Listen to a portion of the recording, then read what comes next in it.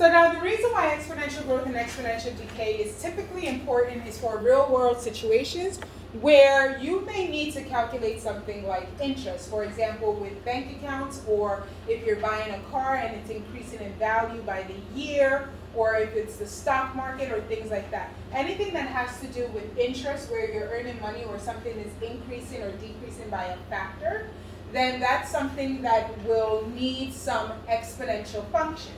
So the typical equation in real world that we use is that A is equal to, and sometimes I'm just going to write it as y is equal to, just so because it's a function, y is equal to A times 1 plus or minus r over n raised to the power of nt, and I'll explain what all of this means. A is going to be our initial value. That's why it's the number out here. It's our initial value.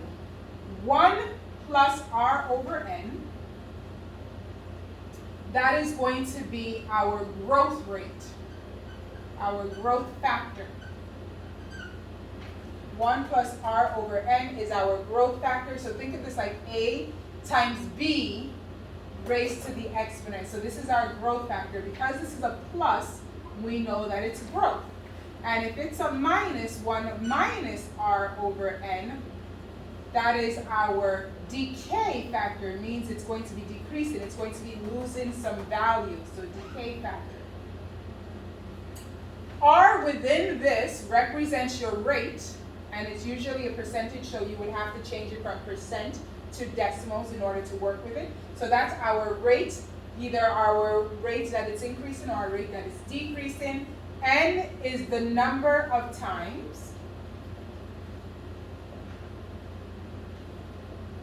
Number of times it is compounding, let's just say.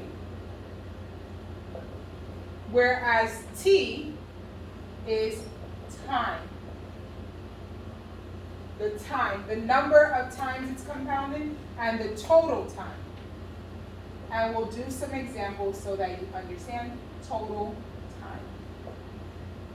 So in Algebra 1, what we were doing was a simple interest. Simple interest still used this formula, but the reason why it didn't look like this is because our n was typically 1.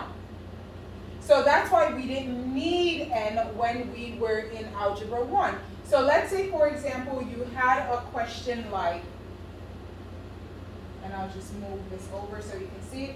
Let's say you had a question like this. You bought a car, you buy a car, and car usually decreases in interest or it decreases in value as it goes down. You bought the car at an initial amount. Initial, bought a car for $30,000.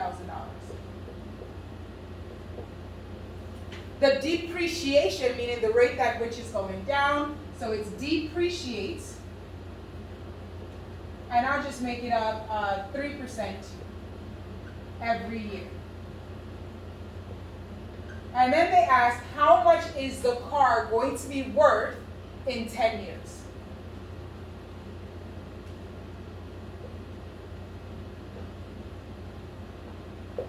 So now in Algebra 1, what you would do is you're saying, okay, so I know that our initial value is 30,000, so I'm starting with 30,000.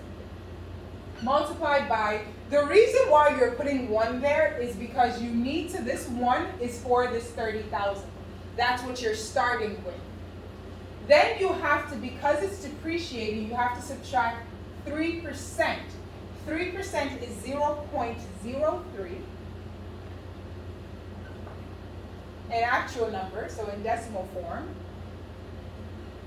That's going to be your decay factor, meaning that every year it's only going to have 97% of whatever you had at the start of that year by the end of the year. So that's 1.1 minus 0.03, and then T would be for the time, so 10 years, in 10 years.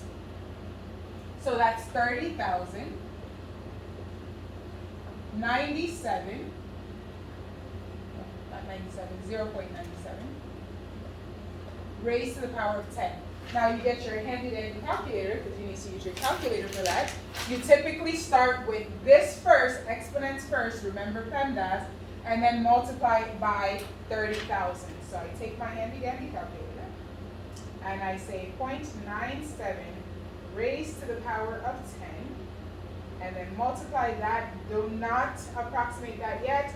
You only approximate at the very end, 30,000. So that means that my car is only going to be worth $22,122.72